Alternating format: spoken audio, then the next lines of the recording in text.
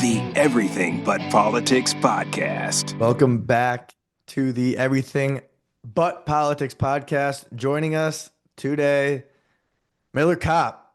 Miller, welcome to the show, brother. It's good to be with you. What's going on? It's good to be here. Thanks for having me, guys. Totally. So, I'm curious, Miller, outside of basketball, what are some things right now that currently have you inspired? That's a good question. Inspired is a good word. I think for me, in the off season, it's always kind of like a time for a lot of like self-reflection. Because the season's over and you don't really have a team that you're a part of. You don't have games to look forward to or structured like practice schedule. And also like in the G League right now, like you're not getting paid either. So it's kind of like a different time. So for me, I'm like really like interested in and get excited about like business and entrepreneurship. It's something that I like studied a couple times and had some classes at IU, about, but now is the time for me to like kind of explore that more and create some new things and kind of just do some more business type stuff and content stuff, which that really excites me. Yeah. Nice. Very nice. In what realm of business kind of excites you the most? Yeah. So I've done a couple things. I did at IU. I started like a clothing brand, like Primal. That was like a big thing for me. My last like really 2 years, but really the last year. That was cool. It's something for me to just like connect to the fans with and kind of build a community around. And then I've done some other like clothing brand stuff, selling like hoodies and clothes to Indiana University, like fan base and stuff. So I've done that, but also I'm getting into like more of the like basketball coaching, shooting specific space, because like that's just what I know best. Like I play basketball for a living. So for me, my journey's been different, but it's also been like, in some ways it's really similar to a lot of the journeys that a lot of other like kids and players have had. Not always like the most athletic. I was a late bloomer in high school, but like figured out a way to, play high level basketball and continue to, climb the ladder. So that's what I'm kind of getting into now, is like, how can I help the people who were in the shoes that I was in, and so that's kind of what I'm building out right now. And it's kind of a long way from being finished, but that's kind of like the vision for me. Right now. Are you 26 or 27? 26. Okay. Yeah. So you're 26 years old. You've climbed the ladder in basketball, right? Late bloomer, ascended later in your teen years. Now, as you look at the next phase of your life in business and entrepreneurship, how do you see yourself ascending now and taking those steps to get to where you ultimately end up want to be? Yeah, I think for me it's just doing more things. I think I saw a guy on Twitter. He said action produces information, and the more information you have, the better you can decide, what do you want to do next. So for me, I think having a bias to action in terms of building what I want to build, trying the things I want to try, making mistakes, not being afraid to look stupid or be a beginner at something. I think the things that have excited me the most and the things where I felt like the most alive outside of basketball have been when I like to have taken on something new, and when I've tried to figure out how to make a website and sell hoodies and, nice. Do different things. And so that's kind of like the next step for me is like reaching that potential starts with having a bias to action and really just trying a lot of different things and, saying yes to more things and new opportunities. And so that's honestly, this off season has been all about that for me. It's like figuring out what's next, even though right now I'm focused on basketball. Like that is my one big goal, but you can only work out a couple hours a day. Like you can't train for 8 hours a day or from nine to 5. Like you can't do that. And so I'm not a big video game guy. I don't really watch a lot of TV. I don't watch movies. Like it's not my thing. And so I fill it with reading, with writing, with thinking about how to, maximize what I can offer. So for me, kind of the next step for me outside of basketball is just do more, try to build more and create more, and see where it goes. Well, first off, love that mindset, love that approach that you're taking. But second, you said you want to say yes to more things. Now, does that mean that you've been saying no to things, or you've just been so your time consumed with basketball, you haven't had the opportunity to say yes to other tasks or opportunities? It's kind of both. Like the off season, like I said, it's more of a time for me to just explore those avenues, because I'm just training. I'm just working out. I have my routine and my schedule set every single day. And outside of that is where I explore the other things. And so saying yes to more things in the sense that if I feel like it helps, um, help me grow and experience new things and learn stuff. That's kind of my like filter for saying yes and no to things. Copy. Nice. Yeah. And how impactful was your training coach, Cliff Marshall, in your overall growth? I saw your X tweet to him. Yeah. Well, man, he's such a good guy. And when you're in college, you're very like malleable. Like you really can be molded into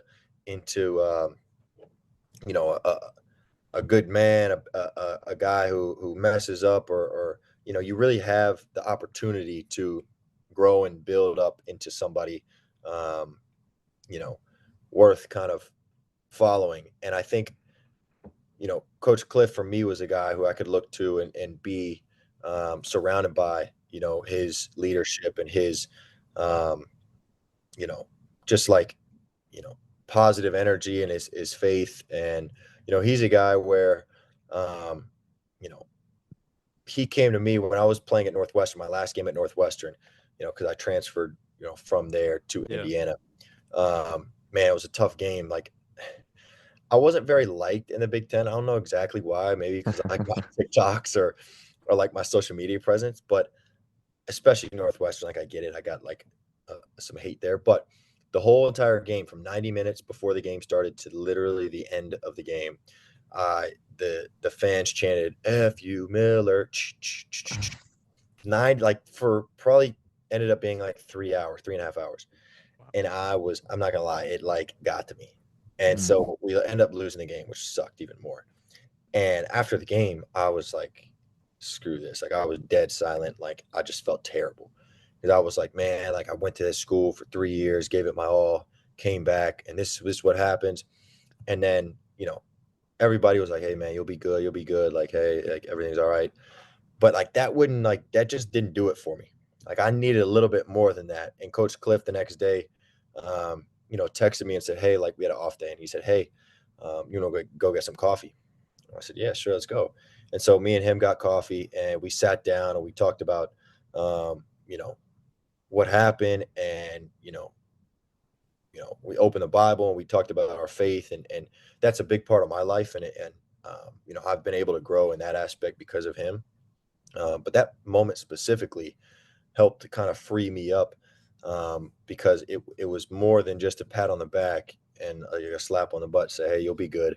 And that just shows the type of guy he is. And I think in every college guy's or young man's life, like you need somebody there, whether it's your dad or whether it's your brother, or whether it's a friend or a coach, or a teacher, to kind of like just be there when you need them.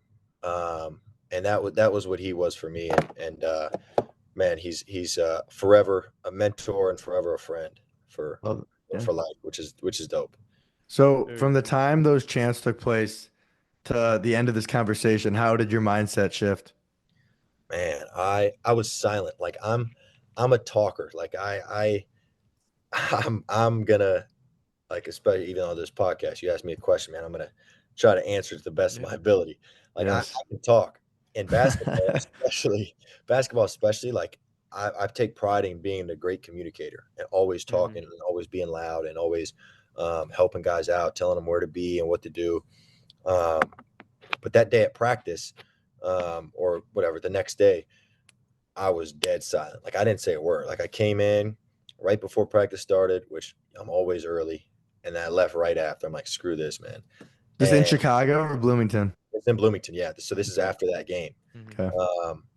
And I was just like, man, like what is going on? I was just so jumbled in my head. And after that conversation, after that, um, you know, we had a game, you know, 2 days later, and I was just felt free. I just felt like, you know, it gave me a perspective to where I thought to myself, man, I just like endured some of the most like hating and like rough crowd ever. Like anybody on, you know, in the Big Ten at the time had ever gone through like in that, you know, season. Yeah. And so I thought to myself, like, that's it. Like I'm still here. Like I'm still alive and well. And so it kind of gave me like a you know, an extra thick skin because I was like, I've already seen the worst, you know. So the next game I was just free and could play and knew that like nothing could, you know, rattle me, which was a really cool feeling. Well, Hell yeah. after that moment, did you ever have another game where you experienced such harsh comments at you? No, not really. There was like 2 or 3 games later we played at Michigan State, and I was on the bench, and I got chance. Miller sucks. Miller sucks. And like I started laughing because I just thought it was funny because I was like the Northwestern game, and I heard it all like the whole Yeah, you entire were game. used to it. Yeah, and so it was funny because one of the freshmen on the bench, um, like kind of covered his mouth and was like, "Hey, bro, like why do they hate you so much?" And I laughed. And I laughed. I was like, "Dude, I don't know, but it's crazy, right?" And he was like, "Yeah, bro, I don't get it." That's And hilarious. but again, like I really didn't care because I'd seen like the worst of it. Bro, it's crazy because I'm 25, so I'm a year younger than you. So I'm 3 years out of school this month, like 3 years exactly right now. And when you look back, like, dude, these kids are 18, 19. They're fucking kids and they're getting booed and fuck you and you Agreed. suck. Like, I didn't like when you're that age, you don't realize it, but you know, at 25, I still feel quite young. So you get these kids that are Right? 7 years younger than me being told fuck you by grown men. It's absolutely insane to think about. That's the crazy part is it's grown men too getting into it Yeah. with the kids who are 18. Like when I think like the majority of people in the stands when they were 18, they barely knew how to freaking like tie their shoes and Yeah. But I didn't know shit about shit at 18. exactly. So yeah, it's crazy to think, but also it gives me like then you see these guys in the NBA like they're playing at 18, 19. You're like, damn, like that's impressive. Like Hmm. Well, I guys think just playing in the league at that I, age. I think a lot of adults like forget the age when they're putting money on a team. Oh There, man. some people get Yeah. so worked up about their bet and they forget that we're all just human beings. Yeah. That's it, man. That's it. It's like you you play a game and even now I watch sports and like I really whatever it is, like I want a team to win, maybe I don't, but I really don't care. Like Yeah. because I realize I've played with guys who are in the NBA. I've played in some big time games, big time players, and you go in the locker room after, and you're all just guys, you're all just dudes, you're all just like Totally. friends and buddies and humans at the same time, like you said. And so it's funny when people um, they put you on such a pedestal, which also when you really think about it, is like ridiculous too, because you're like, Ridiculous. it's like you think about it, like I'm just a guy, like just a normal dude. I just can play basketball pretty well. I can make a jump shot. And you like put somebody on such a pedestal and also you hate on them like they're the worst thing ever. It just both sides I don't get. A But lot as of it we've also, sorry, Merrick, a lot of go it is ahead. the social media aspect of, prior to this podcast, I only know anything about you through the social media lens. And people love to just create these generalizing thoughts, and that's how they judge you prior to actually meeting someone. Yeah. Well, dude, and like now, like this is 140 plus episodes. Like we've had the pleasure of speaking with so many people, like, and they're all just people, regardless of like how many followers they have. Like, and like even I mean, dude, we started this in 22. Like, I was guilty of maybe thinking differently of someone prior to having conversation, but you don't know any better because everyone's looking through the same lens. But you know, prior, I mean, I didn't know you prior to what 20 minutes ago. So it's just little shit like that, and it adds up. and you realize how human everyone is. And it sounds cliche, but it really is. You know, you get picked at, people like, you miss a shot, you're getting death threats on X for you didn't cover the spread. Like, it's Yeah. a crazy time. And I feel like a lot of these athletes, especially student athletes, aren't being protected by the universities, because it is, you get their peers, their fellow students betting on them, which totally seems wrong. No, it's wild when you think about that, because they're they're like, um, you're out and warming up for a game, and you hear guys saying, "Hey, I need over 3.5 threes," Easy. and you're like, "Dude, that is crazy, bro." Like, I'm just trying to win the game. Like, I'm not thinking. I've never thought about during a game like the Yeah. spread or anything like that. And people like, that's why they're coming to the game. It's just crazy to me. It's when I got to college, in high school, I didn't even know how that shit worked. Like freshman year, sophomore year Uh, of high school or college, all that shit kind of became mainstream. And then the FanDuels and the DraftKings kind of really scaled. And you see that they're got every billboard, every ad, like they're a total monopoly. And it's not a bad thing, but that's just the reality of sports in 2025. yeah, it's just So another, I guess.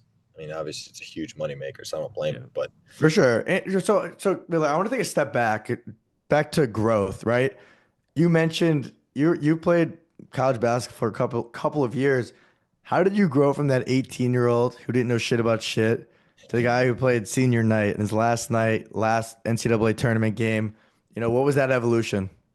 man, I've gotten. I think one of my best traits and skills is my awareness, Mm. and I'm like a religious journaler, and so I write. I mean, I'm back in my home in Houston, and I kind of keep all my journals. And so after like a year, I bring all my journals back and I put them like in a box, and I write everything down, like drills that I do that I like, um, workouts, things that a coach says and that I like, or um, I have a high awareness of who I am, what's going on, and how to improve. Like, I think that talking about growth, um, it's always important to talk about um, mindsets, um, you know, things that'll make you successful in what you want to do. And especially the mindset of growth is like, you can't just be coming in.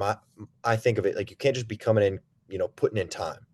You got to be continually on the rise. And that was my um, focus is like, man, I want to be continually on the rise, and not just coming in, putting in time. Like I saw guys, I recently wrote about this. I've got a newsletter that I write, um, you know, sparingly whenever I just have some inspiration. Mm. But I recently watched my first 3 practices from Northwestern, like my first 3 college practices in the summer. And it was hilarious because I was making every single mistake in the book, like turning it over, bad shots, missing every shot, going way too fast, like just doing everything wrong. And I thought to myself, how in the world did I start 19 games as a freshman? But then I turned the volume up on the computer and while I was watching practice, and I remember why. I heard my voice. All you heard was sneakers squeaking and Miller Kopp screaming. Like that was it. And it reminded me that season and that summer, my one of the assistant coaches told me that during the coaches film sessions, they had to mute film because they got annoyed with how much they heard me. And so that was like a reminder for me is like, man, I wasn't the best shooter at that time. Like I shot 20 something percent from three. I didn't have great ball handling skills. Like that just wasn't my deal. I wasn't a great defender. I didn't really know where to be at the time. Mhm. And I had 0 plays ran for me. So I didn't know how to score. I didn't know really how to like defend, but I knew how to compete my ass off. And so throughout my career, I've kind of played it every step. I've been the first option. I've been the last option. I've been no option. I've been the shooter. I've been the role player. Um, so for me, it's about figuring out how do I get on the floor? How do I stay on the floor? And what does success look like for me in this season? And so it looks different for every season. Like no team is the same every season, each season. No role is the same each season. And you got to understand that. So going into each year, my freshman year was about getting on the floor. My sophomore year was about scoring because I was a first option. My junior year, I took a step back in the scoring because we had better pieces and I wanted to win. My, senior year, Indiana, I wanted to win. My last year, fifth year in college, I really wanted to win. So I didn't care what I had to do. And so I've hit every level, but like you have to have the awareness to know, all right, what's expected of me and what do I want? If I want to be the leading scorer every year, go somewhere else or choose your school based on that. But that wasn't me. And so when you talk about the growth and development of this thing, man, it's good to talk about norms, expectations, mindsets that you should have, and the awareness to do, some self-assessment on yourself. Well, Miller, you're extremely self-aware, clearly. How much of that comes from writing and being conscious of your thoughts? I think a lot of it, but also I've always been a people watcher. Like I just love watching people. I'm very observant. Like during film, I'm always watching the coach and who he looks at when he says something, when guys are who's locked in when you're watching film. I love people watching at restaurants. I love even in class.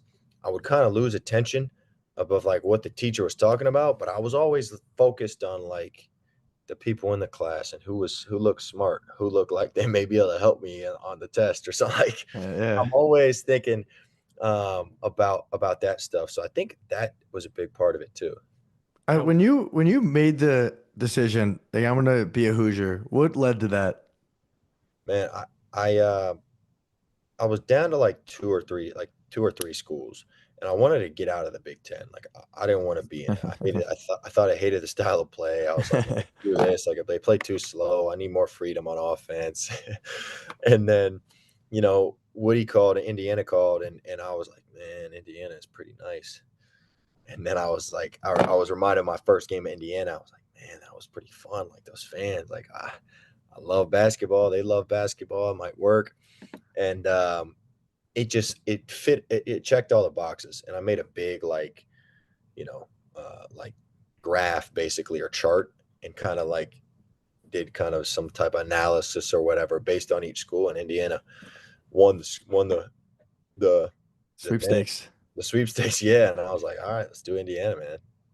Wow. Right And when you reflect on those 2 years, yes, Yeah. what were those like? As you look back, right now, and in a decade from now, how grateful are you for Bloomington, Indiana? Oh man, it's such a blessing to have been, have played there. My only regret is that I couldn't have gone there earlier, because I feel like it was a good fit for me because I got there at a time when the team was good and I just kind of plugged in. But man, I've met so many cool people and being able to have that, as a part of you is like being a Hoosier. And, what I did is I try to just represent the university with just effort and intensity and being just a guy who just wanted to compete. And that was it. And so I think that, that it has served me well now. And I think will in the future, whatever, 10 or 15 years down the road. Well, Great and answer. Miller, being a Hoosier alumni, will you be participating in the TBT tournament with the Assembly Ball team this summer? That's a good reminder, man. I haven't responded to those guys. They texted me, but I gotta text those guys back. How was the experience this past year playing with them? It was cool. It was definitely different because it was their first year doing it. But it was a cool experience because I was playing like for the university again. So that was dope. Yeah. So that feeling was like, it brought back a lot of pride. And that was really, really cool. But I don't know. We'll see what happens this year. I gotta think about that and scheduling wise too.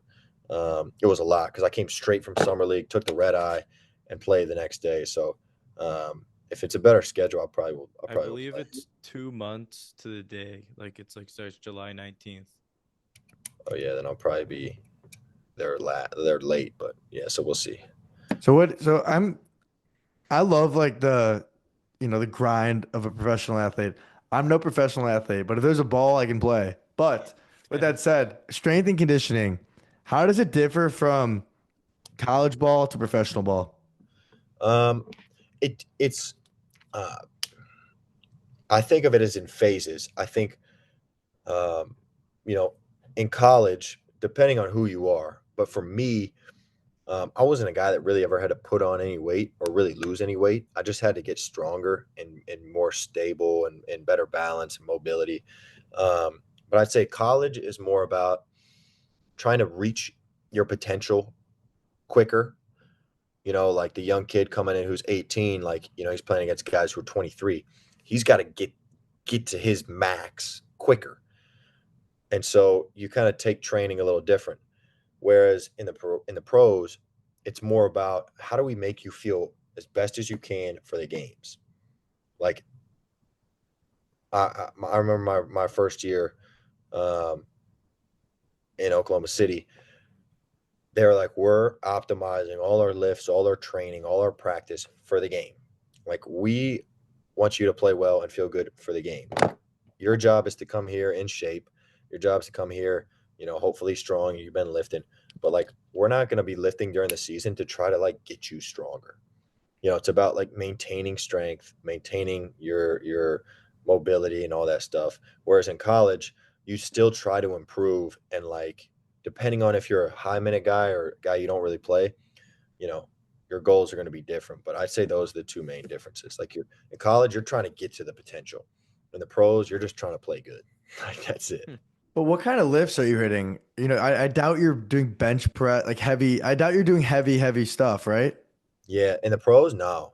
So we'll do the heavier like lifts we'll do are like trap bar deadlifts. Like 2 plates on each side max. No, some guys will go heavier. Yeah, some guys will go heavier. But they'll all, since you're taller, like you'll be, on the blocks, so you're not going to go super, like, deep squat, that kind of, protect the low back. But we'll also, I mean, I haven't seen any guys do like barbell bench. You'll do dumbbell bench. You'll A lot do of core, I imagine. a lot of core, a lot of rotational stuff, like a lot of, like bands, a lot of, like the blow up balls, and just a lot of core, a lot of rotational stuff, and a lot of like single leg stuff too. There's a lot of like single leg stuff with balance and keeping your core tight while you're going through a movement.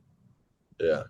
Interesting. So what does a typical day look like for you right now during the off season? During the off season, I schedule my whole off season around my workouts and my training. So I'll do my basketball workout at 9:30 to 10:30. Skill work, little ball handling, because I don't dribble much.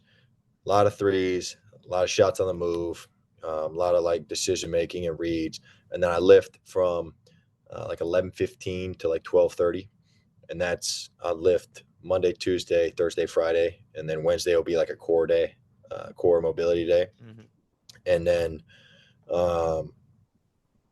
in the afternoon around, like, it just depends when I do it. It'll either be like 1 p.m., like right after my lift, I'll shoot on the gun and change up my workouts there. I've got some like different routines that I do on the gun.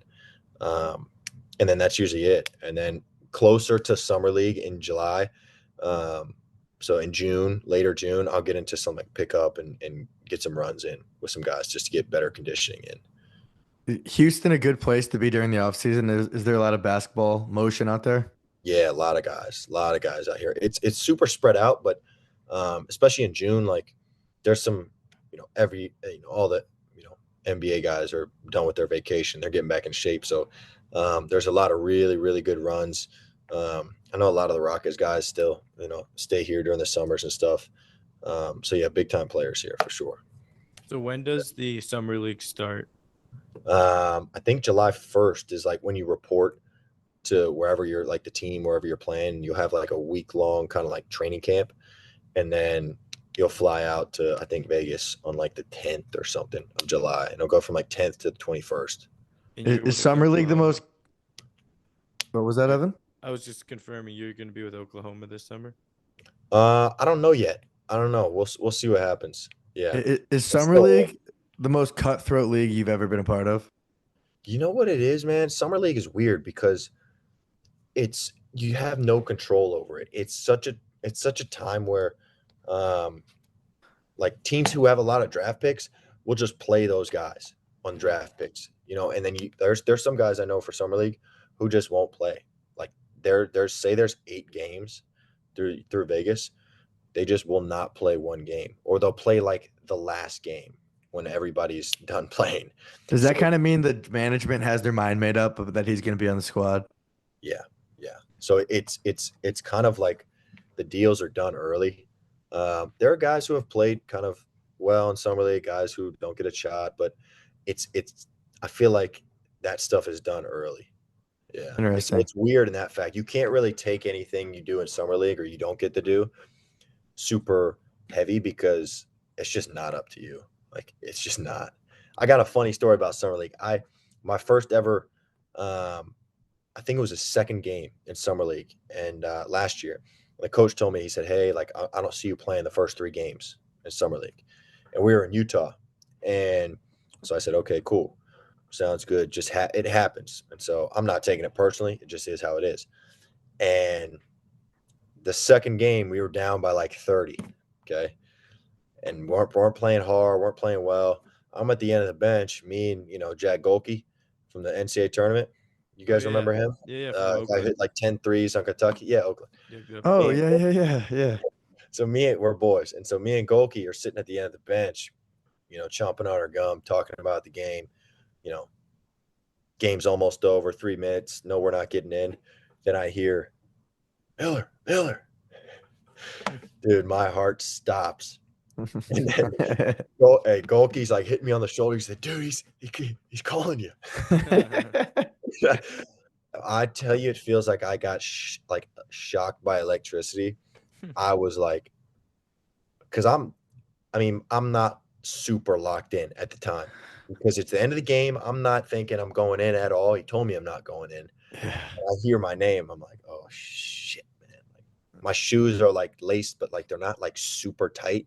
And I don't have time to like put them on or lace them up tighter. So I like rip my shooting shirt off. I throw my gum like under the chair, and I like get in the game and play like the last 2 minutes. And I actually somehow I play well. Like I make a 3 and I have like 2 layups and like a rebound. And I come out of there. I'm like, hey man, that was probably the best 2 minutes I've played in my entire life. But yeah, summer league, you gotta be ready for anything. Let's just say that. All right, so you got a great month of prep ahead of you. A lot of hard work incoming. Yeah, facts, big time. Okay, very nice. But change the subject with basketball. Now, this answer could be basketball related, but what is something you used to feel very strongly about that you recently changed your mind about? That's a good one. It happened. It's been a transition over the last like year and a half. Is my idea of like balance. I used to never be a guy. I used to believe that like you can't have any fun.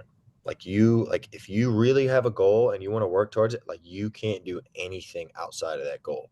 Like outside of working towards that goal. Like in college, my first 2 years of college, I was, man, you would not catch me like not in bed at 10, or you would not catch me eating any junk food. Or you would not catch me like now I've flipped, not fully on the other side, but now I'm like, okay, I'm 26.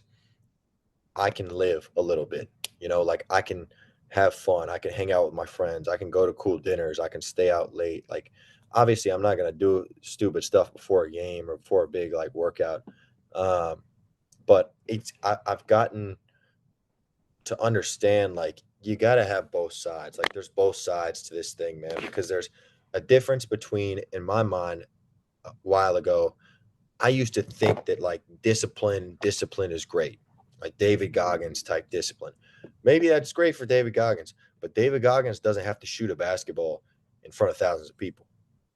Like he doesn't have to perform at that level. He just has, no hate towards get David Goggins, but he just got to run his ass off for hours and hours a day. So for me, performance wise, like that makes you uptight. Like you sometimes you just gotta like take a deep breath and release, because I think how you live outside of the court in some way, relates to how you play on the court. So if you're uptight off the court, you're going to play like that on the court. And for me, man, you can't shoot the ball when you're uptight. You got to be loose. Totally. In a book you would like, we're going to actually have him on our podcast in a couple of weeks. His name is Kenny Warner, and he's a musician, and it's called Effortless Mastery.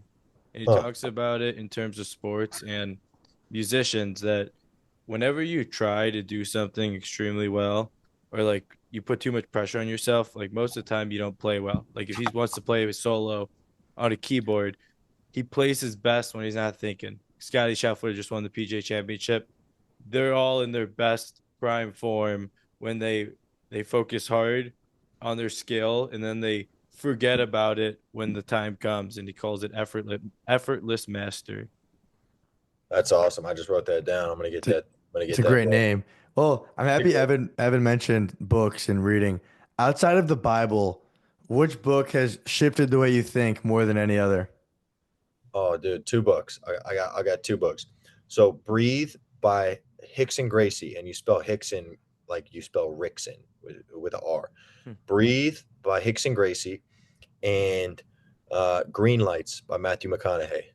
I know Green Lights. I haven't read it, but I don't know the first one. I'm gonna check that out. It's good, man. Phenomenal book. And I'll give a third one, a bonus book.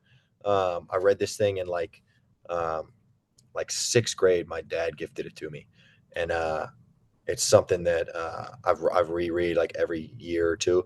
The Little Book of Talent, and it's a really good, but it's short. It's like 50 pages, little small book. I think if you could gift a book to anybody, it would be that book, especially somebody who wants to be great. But yeah, those 3 books. Check those out. Yeah, Green Lights is one that I bought it and sent it to my brother, and I told him, I said, dude, you got to read this book. And my brother's dyslexic, he's dysgraphia, he's got every little thing in the book, but he sat down and read that damn book. He really liked it. So it's a good book. Nice. Now, Miller, in 5 years, where do you see yourself both on and off the court? On the court, I see myself in the NBA. I see myself on a roster playing in the NBA. Off the court, I see myself